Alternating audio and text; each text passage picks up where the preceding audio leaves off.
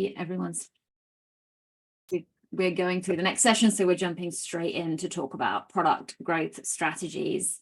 Tesh, I actually can't see you. You might be on a different page. So can you just take yourself off mute and just do a quick introduction to yourself and your background? Again, we're going to go over some questions, and then there'll be plenty of time for you to ask your own questions as well. And we're just going to get a feel for who we've got in the room to make this as interactive as possible. So Tesh, I'll hand over to you for a quick hello. Hi, I'm Tesh, based in London. I run a business called Daedalus. So we're a venture studio, either for startups or we work with larger corporates, usually building complex data and AI products. I kind of stumbled into this. My first job was in Berlin for a VC. I also worked at a PE, looking at investing in tech, and then came back to London to work for KPMG to try and keep my mother happy, and that didn't quite happen. And then ended up going back into tech in London. Was predominantly within the fintech space as a COO or a CPO. And then I did actually launch a venture, got that funded during COVID. We were focusing on SME lending. And then the government gave out free money, basically. So we weren't really able to compete on our pricing.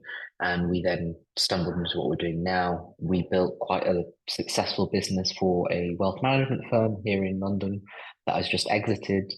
And one of our most recent clients is a sports financing business, which we built their app for them, their platform, and we also got them their Series A funding of about 2 mil. So that's what we do. My background is mostly in product. Full disclosure, I can't code. I'm probably the last generation of product people that can't do that. But yeah, I've kind of seen a lot of things that have gone well, and I've certainly experienced my share of failures. So there you go. That's me. And when we were looking at our MVP, which now everybody would have had experience with when they did their first weekly update, we spoke to a few different products experts, including Tesh, and Tesh was the only one who made us really think about like the future, the different ways to commercialize a product and then work backwards. And when we spoke to a lot of product people, it was like, what do you want to build, and like what does it require to actually build it, but no assessment of the business behind the product and what you should focus on to prioritize different features or whatever in order to build a viable and commercially scalable business, which is what we really liked about the conversation, because it just makes you think in a different way.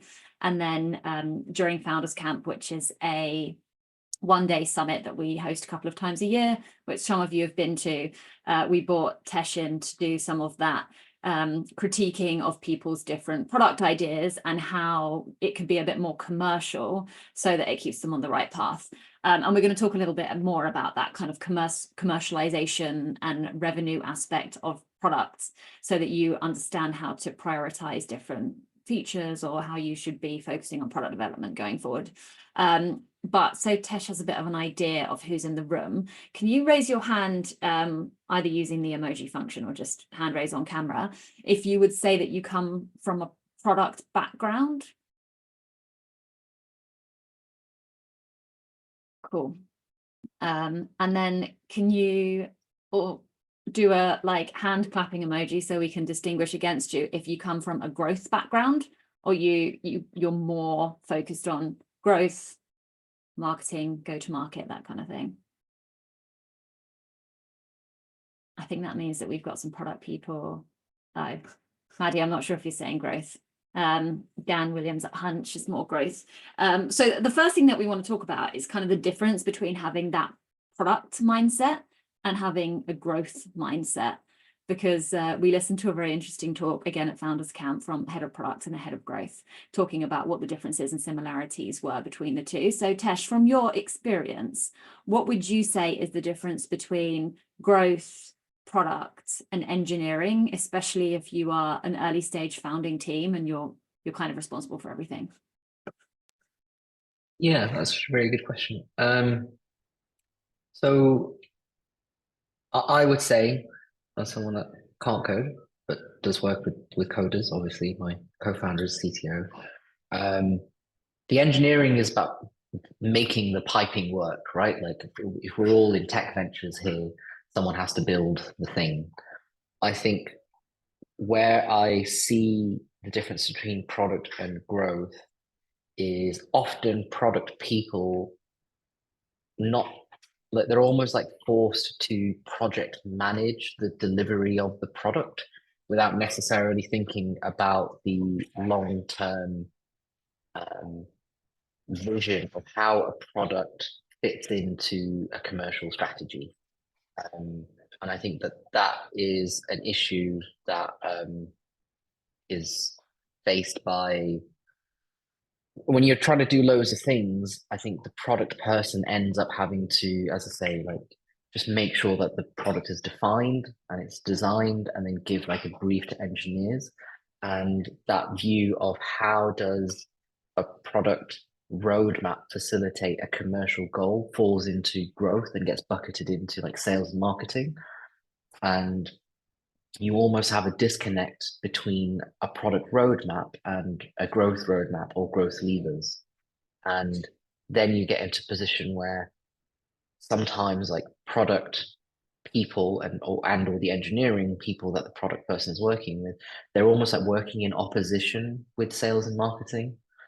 Because it doesn't feel like, you know, you're one team with a collective goal and collective mindset. So my view is that you can have a product-led growth mindset. I mean, I know that's lots of words, but essentially, if you are a tech venture, the tech underpins every aspect of your venture, and therefore your product roadmap and product aspirations should facilitate some view of commercialization. But often, because there's just too many things to do, the product person doesn't focus on strategy, they focus on the day-to-day of really project managing the delivery of the engineering, and growth tries to take care of everything related to commercial strategy. Yeah. So if you were to have a product-led growth mindset, assuming it's a small founding team and you haven't got a specific product person or a specific growth person, but you're responsible for everything, what does that mindset actually look like? I think it's trying to understand how your like how can the product development itself increase retention and drive more sales, right? So growth gets bucketed, I think, often with essentially like how can we deploy more ads, or how can we win more customers, how can we do more biz dev, how can we get our thing out there, which then is almost treated in absence with like, whereas if you have a product-led approach, you can look at how are you going to design the product to increase traffic, how are you going to design and build the product to try and move through like a value chain of customer segments. That's one. And then maybe even more holistically, you can apply a bit more of a rigorous testing approach with your growth strategies if you embed some like product mindset, right? So I think where like Purdy and MA, where you enjoyed speaking with myself and Kaz, was we were really trying to understand how does one feature or one potential feature actually benefit a core customer group, and whether that core customer group is someone you want to take care of on day one because they're actually going to give you more revenue or more retention or whatever it might be, or whether you want to ignore that customer group and move to a different customer group. So by having a product-led growth mindset, I think it's about trying to, if we believe that growth is about almost like sales and marketing and biz dev, and product is about making sure the thing works, I think if you tie them together, it's trying to align your sales strategies to the core user bases that are actually going to drive the most value for you. Yeah. When we were in this session, so it was actually with Beth, who came in and spoke last week, Tesh, just for reference, we were talking about growth levers and metrics. And then it was a head of product and a head of growth talking together, and they think that they do such different roles, but when they actually looked at what their responsibilities were day to day, they realized that they had exactly the same job. And if you're a good head of growth versus a good head of product, because basically your mindset should be on exactly what Tesh just said, which is that the product is directly linked to the growth, and each feature correlates to income in some way for a customer group. And so rather than having a siloed mindset of I'm just building a product, or a siloed mindset of I have to make this product work, having that combined mindset of how do I make this product work for this customer group, which in my opinion, and Tesh, you might have a different opinion, it should be easier to start that now if you actually haven't got any defined roles, because if it's just the founding team and you have that mindset from, you know, like day one or day 365, whatever people are on now when they're fundraising for their seed round, you can build with that fundamental mindset. Yeah, I think if you are a product-led venture, whether it be a technical product or a physical product, right? Like if your business requires on the production and sale of a thing, everyone's success depends on the efficacy and growth of that thing. So it kind of, to me, it's always seemed odd that product is like parked away, but and not considered within growth. And then you get that kind of, as I say, you know, you get a real disconnect between the two sides.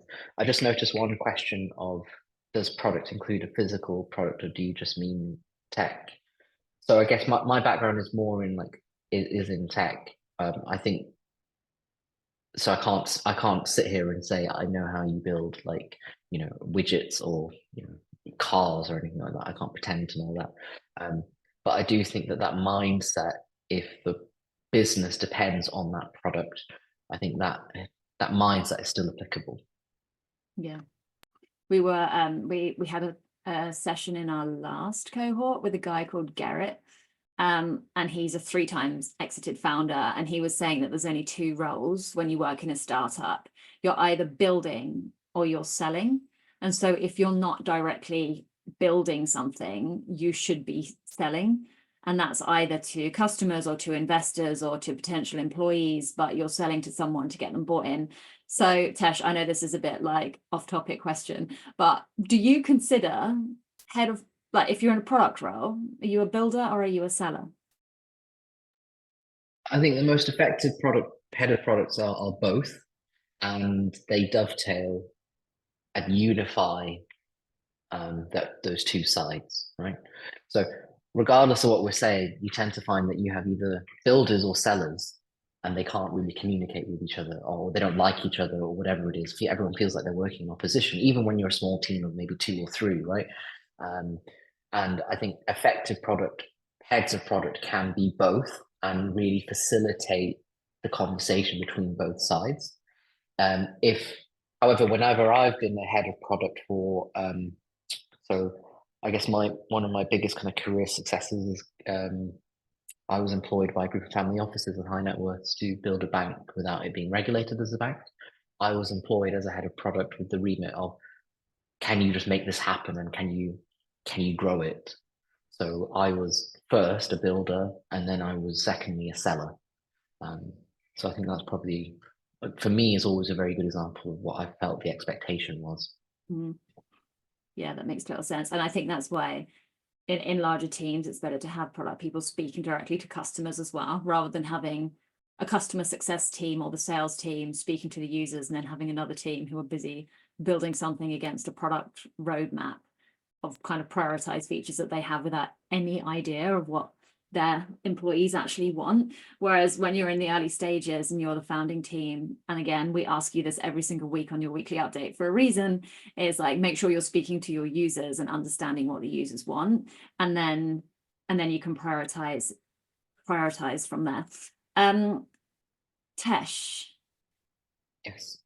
is there any common mistakes that you've seen people make? And we were talking a bit so we met up with Tesh before the session. We were talking about minimum viable product versus minimum valuable product, and what the difference is between the two, because everybody sees MVP and thinks, well, how can I build like the easiest thing that I can possibly build to prove that the product works? But should you not be building for value rather than viability? So what are your thoughts on that, and minimum viable product versus minimum valuable product, and why do you think people go wrong in that?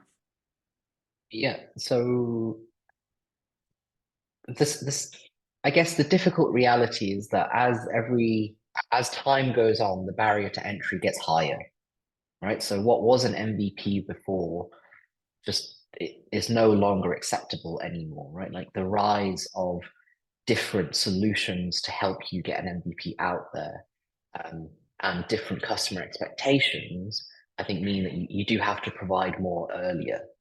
And a technical MVP to see if your let's just use an example of like a chatbot, right?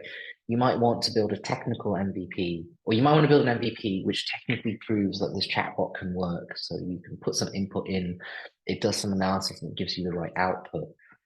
But because it's not anchored to any customer value, it's kind of a worthless MVP. Yes, it's shown that you can build it and you are the team to build it, but it's not necessarily demonstrated that your product can obtain and win you revenue.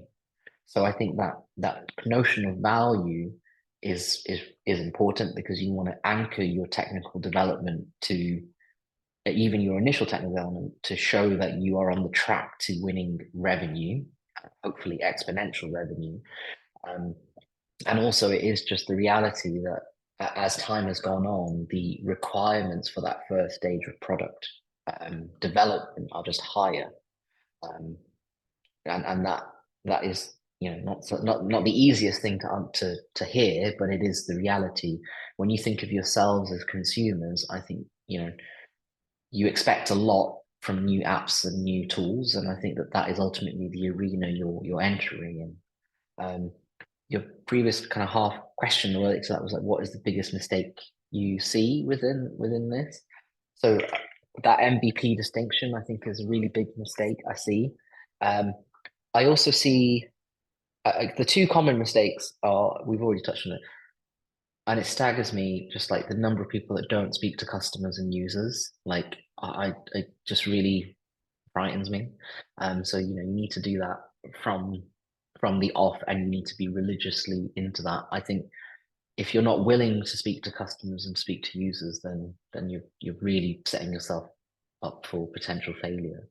And then so other thing I see a lot of issues with are everyone's trying to, and I think this is almost like reflective of a wider thing about everyone trying to be the best version of themselves, right? But a lot of people I see try and figure out from the off what is the perfect strategy and what are the perfect metrics I should be tracking from day one. And you spend so much time trying to understand what those metrics might be that it delays you from actually launching or getting things done. So there is a balance, and it's a bit of an art to decide how much of this thinking and strategization do you want to take on from the beginning. But equally, you don't want to do it so much that you don't actually get on with the hard stuff of actually getting it out there, getting it launched, getting it built, and getting that feedback. There is no real perfect system, right? So clients come to me all the time asking, well, how do we set up the best way to track our metrics? And I'm like, I don't really know, but you should just start doing something. Like, here are some ideas, here is a framework, but there is no single template, and you will have to accept that it's an iterative learning process for you as well. Is there, I mean, a lot of founders here, all founders here are fundraising, and a lot of founders here will be kind of balancing product development, obviously to achieve a goal of getting product market fit, but also will be doing product development in order to get funded, or building something to prove to investors that they are going to get product market fit in the future. So how do you recommend balancing building for product market fit versus building for investment? Is there a difference between the kind of building two different products? Yeah, I do think there is a bit of a difference actually. And I again, my painful experience of this is I was trying to do both, right? I was trying to build things that won initial customers and also won investment. No investor ever says this, but I do believe that they're almost two separate things, especially at an early stage. Building to win an investment case might be around figuring out, does your product venture fit a fund ethos, and how can you demonstrate that you are the team to deliver against that, fund thesis, right? So when the AI boom came out, a bunch of people got a ton of money because they just built something with some form of AI and aligned it to a bunch of VCs that wanted to be AI led, et cetera, et cetera. They didn't really care about customer traction. So that was, for me, an example of building to win investment. If you build to win customers, theoretically, the investment will come. And ideally it does. But I think they are two separate things. So good examples of that would be it's almost like the depth and breadth question, right? So if you want to win customers, you might do a lot of things to a not so very well polished level in order to win customers. And an investor may come back to you and say, if they don't believe in the customer growth, they may say, well, your tech isn't really ready for us. It's not defensible. There's no real IP. So that's an example of building for breadth to win customers. Whereas if you're trying to demonstrate to a fund that you are, a tech-led venture and you should be funded because of that, you might want to build for depth. You might want to make sure that a small set of features are almost completely done. Again, to align to that thesis. Ideally, they're the same thing, but I think you as a team, with the investors you're speaking to and your own network of investors you're approaching and these types of programs, I think the team and the founders really need to figure out which of that, like which one do you want to do?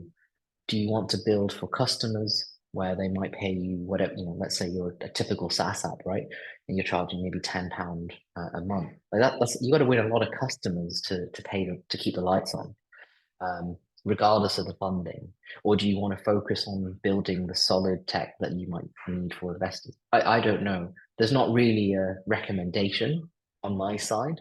I guess the difference, what you have to consider is obviously the earlier you try and raise cash, the higher the amount of equity you're going to have to give away, right? But I think that's those are again personal decisions that it's not for me to say.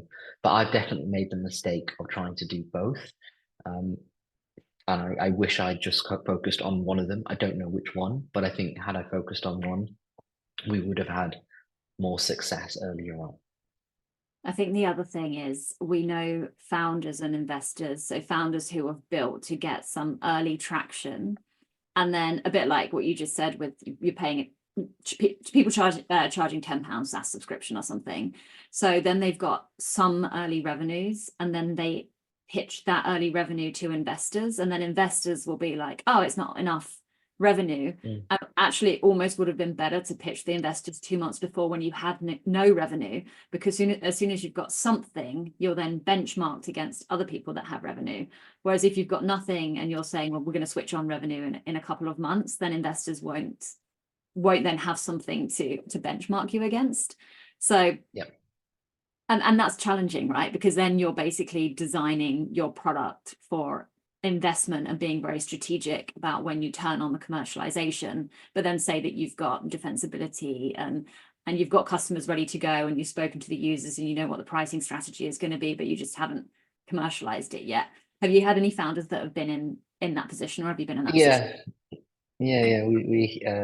The sports guys had that exact same problem, and we had a very existential question about that, which was painful for them. But yeah, I think related to that, and I'm not here on like a fundraising side, obviously, but I think really the question you're asking is, and you need to ask yourselves, I think, is once you get on that like investment gravy train or the VC gravy train, are you willing to get off?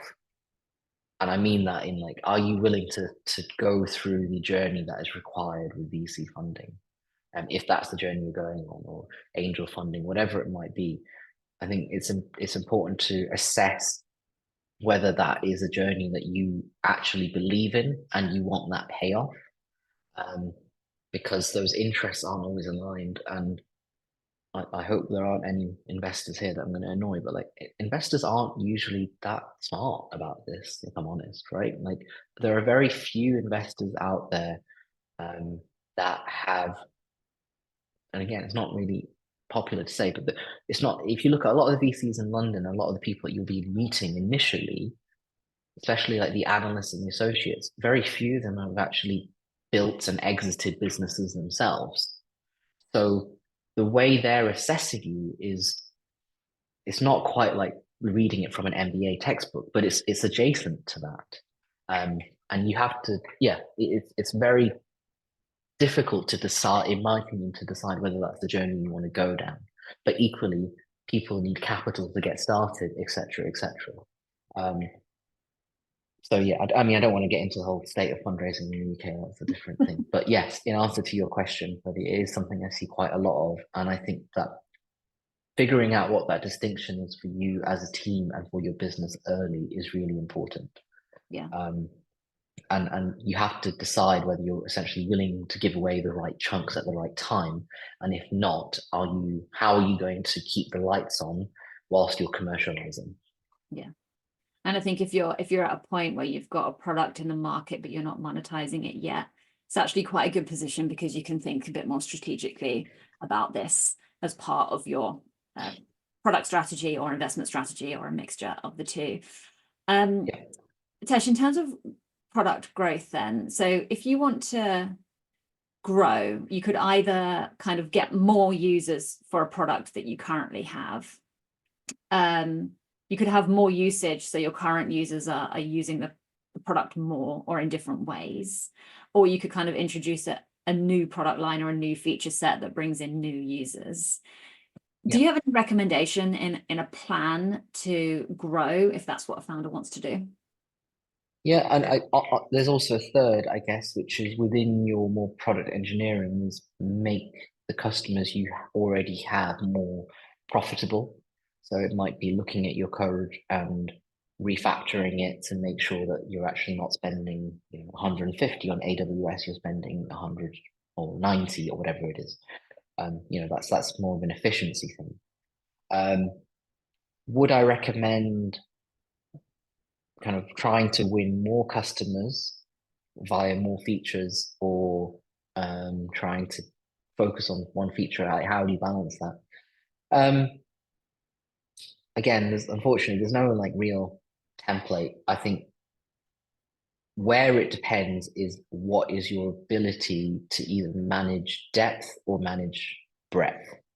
So building more features and trying to win more customers that way is obviously a breadth thing. How able are you to manage that complexity?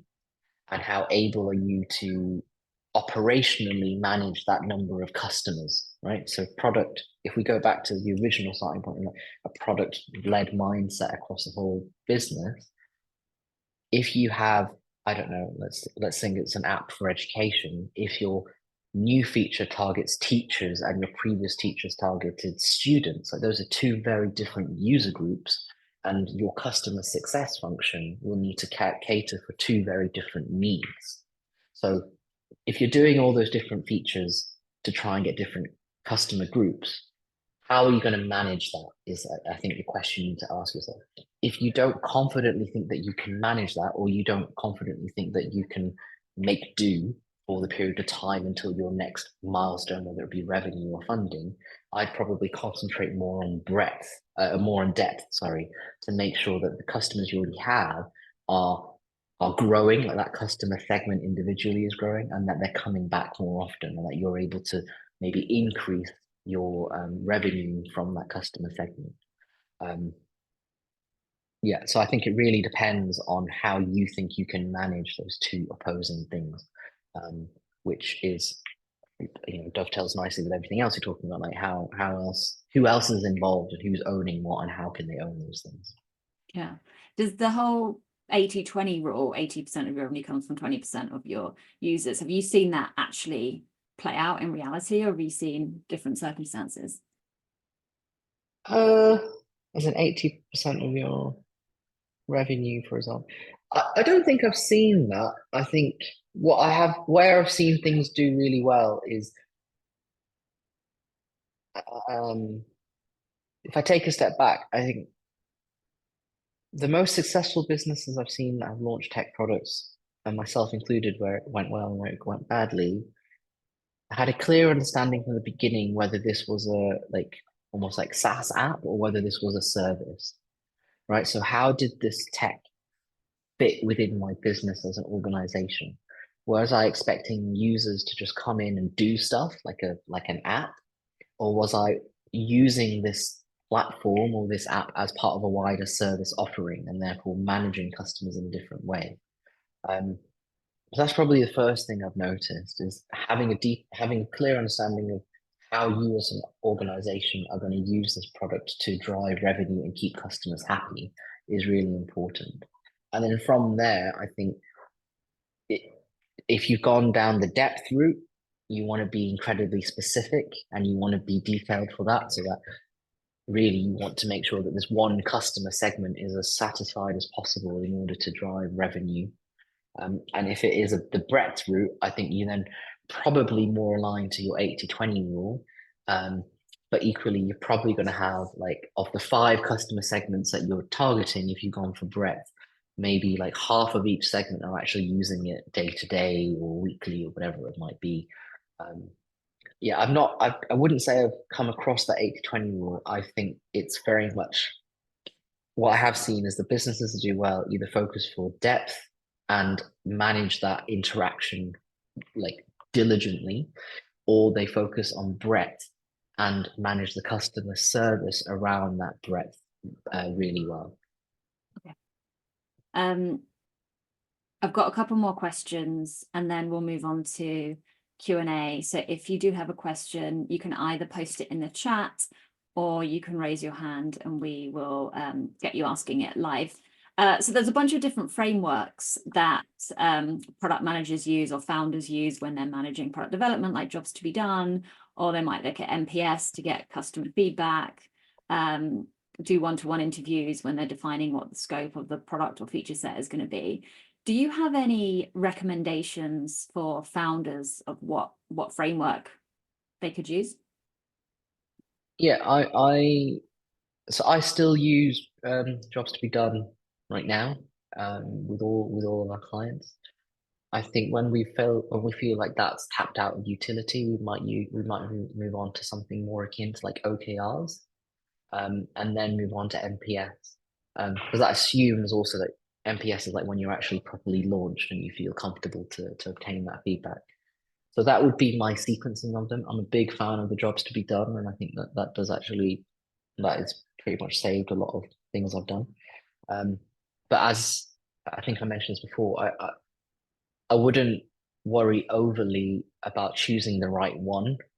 Choose one, get started, like choose one that you think fits and use it and maximize its utility, because ultimately you just need to get started. And I think as you progress, you'll find that you'll end up blending versions of things that work for you, especially if you do link product to other like business activities, right? But yeah, I'm a big fan of jobs to be done for the fundraising, for the product side, when it's product development. But if we're thinking about how that dovetails into growth, that's not necessarily aligned to growth, right? Like jobs to be done is really good at figuring out the spec for the product, but it doesn't really have an awareness of how does this fit into monetization and revenue and or fundraising.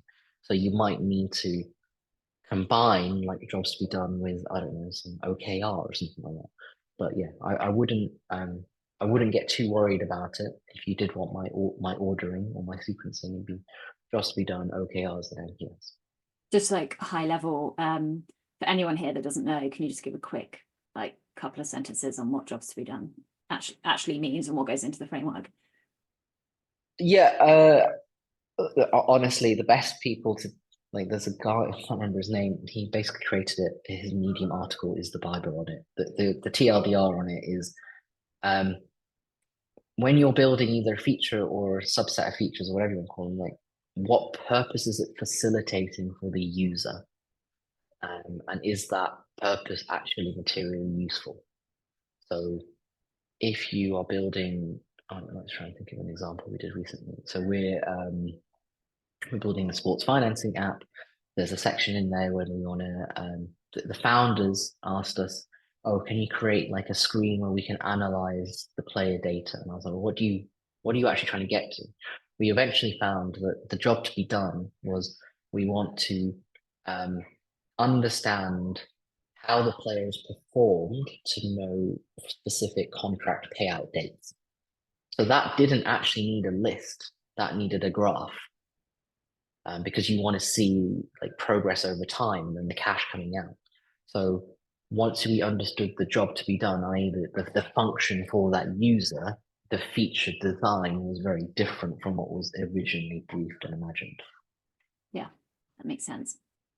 And we can send some more details about some of the other frameworks as well in the wrap-up email at the end of the week, rather than going through it all now. Is there any other elements of thinking that needs to go into having a monetization focused growth strategy? So any other questions that founders should be constantly asking themselves when they're thinking about product development, if they're focused on monetizing? Yeah, once you've won a customer, what you're going to do with them, I think is the biggest thing that I see people forget. So once you've made the sale in whatever form or flavor you've made the sale, how are you going to keep customers happy? Because your ideal scenario is to win a basket of customers, keep them happy so that they never churn, and then maybe over time they'll even pay you more. That to me seems easier than trying to consistently win new customers. So operationally, how are you going to keep customers happy? What is your customer success? What is your product development for that? And I was going to say something else which seemed really important. It was about the operation side, customer success. Oh, and I guess when you're looking at your pricing, actually, which is kind of product, it might be growth. I obviously don't know what you're all doing. All I can say is from painful experience, it's as hard to get someone to pay £10 as it is to get someone to pay £10,000. And I know that sounds really like strange if you've not done it, but if you're asking someone to pay £10, it's like £10 of a certain order of magnitude and a certain commitment on a regular basis. If you're asking the same, like different person to pay £10,000 on a regular basis, it will be just as hard. So when you're thinking about your product and your pricing, I think you also have to figure out what do you think is your fair value exchange for the product you're providing and the customer like benefits. Because sales is tough regardless of whether it's £1, £10, £100, £10,000. It doesn't get easier just because it's cheaper. I made the mistake of releasing a product for free, and not even like a freemium. We were a free data analysis app, and we took brokerage fees from the loans we were providing. Just because it was free didn't mean that loads of people signed up. I still had to win them. So then I had a negative CAC. So things like that are mistakes that I've made. And had I thought about it properly, I would have just charged properly from the beginning. Yeah, that makes total sense. Okay, we're going to move on to Q&A, which actually I was thinking maybe you have a question for Tesh, but also maybe you have a particular idea for a product or feature and you want to run it through the kind of jobs to be done framework. So like Tesh's example, do you think you want something, whereas actually in order to achieve what you want to achieve, you could frame it in a slightly different way. We can run through a couple of those examples, Tesh, if you are happy to, because I'm kind of putting you on the spot with that recommendation. All right. And next Wednesday, we've also got some one-to-one slots available. So if you want to have a conversation akin to this, but privately, not in a public forum, we will share with you on WhatsApp a place where you can just book in a one-to-one with Tesh and you can talk and add a bit more context about the product that you're building. And then he can go through all of this with you. together. But does anyone want to work through an example here, or does anyone have any questions?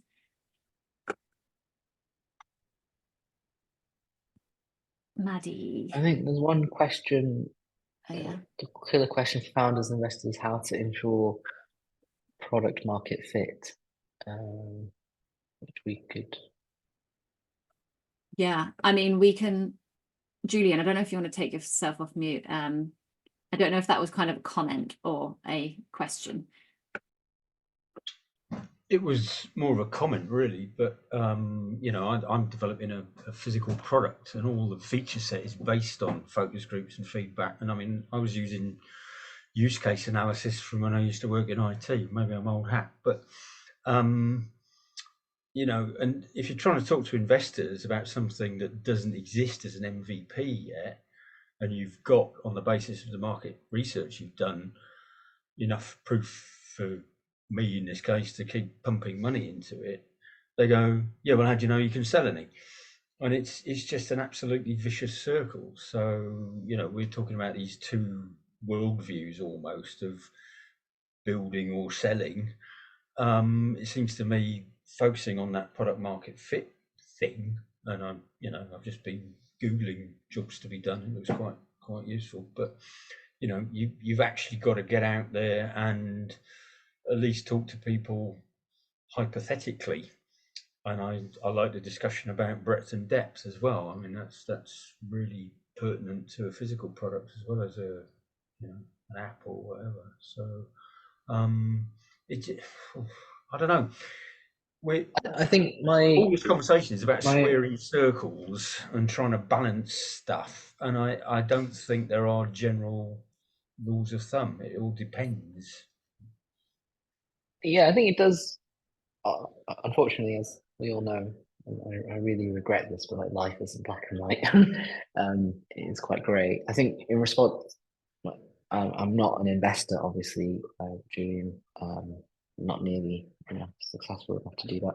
But I think if I were to think of that, you think of it even from your own side. If I was to apply some like product thinking to your investment case, it may be that you're just speaking to the wrong investors that aren't willing and understanding what you require, right? So if you're developing a, whether it be a tech product in like deep tech, or whether it's a physical product, which is what you're doing, that requires a huge amount of upfront investment, there are investors that are understanding of that requirement.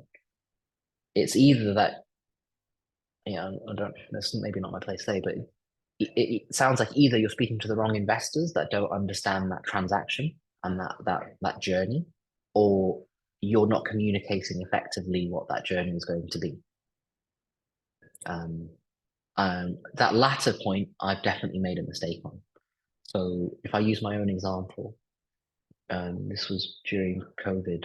We had a version of the app which I spoke to about 150 VCs and investors. We got a couple of term sheets that got pulled because of COVID, whatever. It took me a long solve, it took me about 4 months. Then when we pivoted, I applied some pretty vicious product thinking to my own investment pitch. And I basically framed my investment pitch as to like milestone based, right? If you give me 250 now, it's going to convert into 5 million value. And then once I've got to 5 mil, I'm going to be asking you for another 2 mil, and then that's going to convert into 7 mil value. I presented a very different story. I approached 10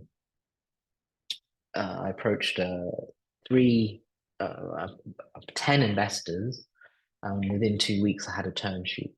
I'm not saying that I was like great the second time. I think I was just much more focused and much more better at presenting that trajectory and the milestones associated with that trajectory. And we were pre-product, pre-revenue. We weren't a physical product, but we had nothing. Yet we closed a lot earlier and a lot quicker than the first time. Cool. Maddie, did you have a question?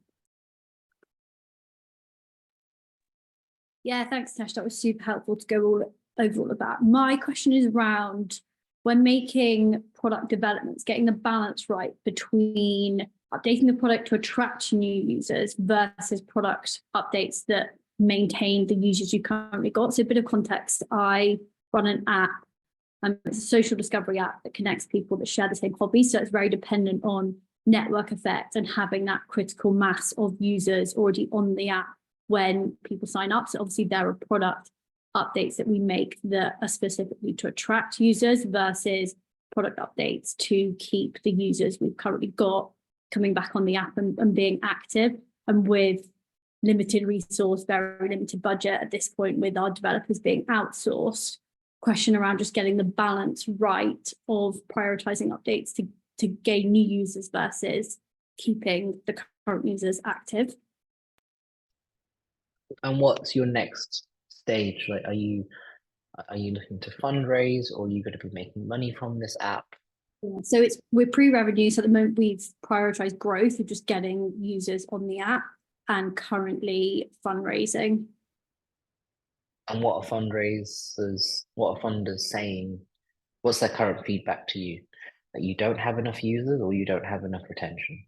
So in terms of the feedback's been less about the numbers of users and the number of retention, because generally those numbers are quite good. The one of the biggest objections we probably had is being pre-revenue and being too early. So does winning more customers, of the two options, winning more customers, so building stuff to attract new customers, or improving features to keep current customers happy, which of those are more likely to deliver revenue for you? So to deliver revenue, it will be, because we're monthly subscription models, so having more users on the app initially obviously would generate more revenue, but then it's those, we want the users to stay for the longer time period, which makes us more money. So it's a bit of a balance of both, because we could If you have, had to choose one, if I made you choose one, which one would you choose? more users. Which one do you think? Yeah, More so users that might churn. Yeah, at this stage. So then I would build in, if that's what you believe and that's what your feedback suggests, right? Your internal feedback, I'd suggest you build for breadth. So you build new features to win more customers. Okay, that makes sense. It isn't personally what I would do, by the way. But if that's what you believe, then I would build more for retention and start to monetize that personally. Oh, sorry. But it's not my business, it's yours, right? And it's getting the balance. You're highly likely to be more right than I am, but from my own experience.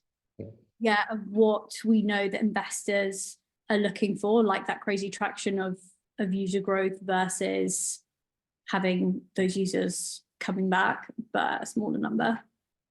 From our experience, investors care more about user engagement than user acquisition. So just don't get too focused on the acquisition number, and focus on the engagement number, because the acquisition, a bit like what Beth was saying last week, she can get you 10,000 users easily. Whether those users are going to churn or not, that's down to how sticky the product is and how good the experience is. But that might be worth. If you want my I think I agree with Purdy. If you want my advice, I would build for retention. Sure. I think that's harder to do than build for growth. Thanks. James. Hi, everyone. Thank you, Tesh. Really nice to meet you. I've actually got a very basic question. We've got a software product. Do you think we should be outsourcing our development, or we should be recruiting our own? I started by recruiting our developers. It was not a great success. Then we outsourced it. It was pretty good, but very expensive. And I'm now thinking about it again. Have you got any insight? Yeah, I mean, I obviously run an outsource firm, so I'm going to say we're the best ever. No, the honest answer is it depends. I think I'm just going to put it out there. Tech is more expensive to build than you want to pay for it, regardless of whether you hire people or whether you outsource it. And you kind of just have to get over that. And I'm really sorry, but like you have to decide like what is the relationship you want with your tech counterparts, right? So if you just want it to be cheap and done quickly in whatever form or flavor, whether it be a hire or whether it be an outsourced group, that's what you pay for is what you will get. And the relationship you foster is the relationship you will receive, whether you're hiring in-house or whether you're using an outsourced firm. It is ultimately always more expensive than you want to pay. So the art is deciding, what is the balance. I think in an ideal scenario, everyone can hire their own CTO. You're competing in a world where a mid-range, and I actually put something out on LinkedIn about this, right? Finding your CTO. So if you find me on LinkedIn, or I think Hotbed have retweeted, so you might want to read that. We're living in a world where a mid-range developer can work remotely for a FANG and earn $250,000 for working a 9 to 5. So you're competing in that arena where you want people to join your tech venture when they can do something that's very easy for them and earn loads of money. So that's why things are expensive, whether it's right or wrong. Like we also have really difficult immigration laws in this country. So that's why the costs are the cost. Going outsourced is an option, but obviously then you potentially have a communication gap. You have maybe a cultural gap, whatever. You might want to use a blended approach. So you might want to have an internal team or a local firm with an outsourced development function. Like I've seen those work. That's what we do a lot of because our prices are too expensive for some people. We blend the two. I think when you're considering about like hiring, if you're going to hire, you have to also figure out, do you know what you're hiring for? So are you able in your role to make the judgment as to whether the people or the person you're hiring for your tech or your SaaS are the right people to manage it? And if you don't think you are, how are you going to rectify that in order to make that hire happen? Much like in any other role, right? So if you are hiring a finance person and if you had no experience of any form of finance or company filings, whatever, how would you know if someone's good or bad? I don't know the answer. You know that answer more than I do. I don't personally think that there's much of a difference of hiring in or outsourcing or nearshoring. Personally, I think it's about what can you deliver with the product. I think a lot of investors say they want to see a team which contains a CTO and technical teams. I think they say that when the tech and the product isn't, personally, and from experience, I think they say that when the product isn't at the milestone that they want it to be. I would 95% guarantee you that if you had a SaaS app that was making 2.5 mil ARR, they wouldn't care whether your tech team is in Timbuktu or whether it's in London, because they're judging your investment case on the back of your business and your ARR. So I don't know if I've answered your question. I wouldn't necessarily get het up on it. I would really assess what you can do with your capabilities and your experience and try and essentially manage that the best you can, whether it be financially, whether it be relationship-wise, whatever it might be. I think it's interesting that I don't know what packages you're offering for internal hires, but if you're, again, one of the things I hear is like, well, an internal hire is less expensive than an outsourced option. It may be from a cash perspective, but if you're also giving away equity, that equity might be very valuable down the line. And I've given away a lot of equity in previous ventures to team members. I personally don't do that anymore. And I say that because some people, I don't want them to feel invested in the business. I just want the outcome, right? So once you start giving equity, you have people that own a portion of your business and they're entitled to want to know how it runs and all those kind of things. You have to make that choice as to whether that's how you want your business to be as well. Thank you. Food for thought. I appreciate it. Thanks. We're at time. I've just posted Tesh's LinkedIn in the chat if you would like to add him. MA's posted above the finding a CTO post if you want to take a look at that. We read it this morning and it's really useful. And then I will send in the WhatsApp group and via email a form where you can book a one-to-one on Wednesday. So we'll follow up with that shortly. But for now, we will say goodbye and thank you to Tesh. Thanks so much. Thank you. Nice to meet you all. Hopefully see you soon. See you soon. Yeah. We'll stop recording. We've just got one quick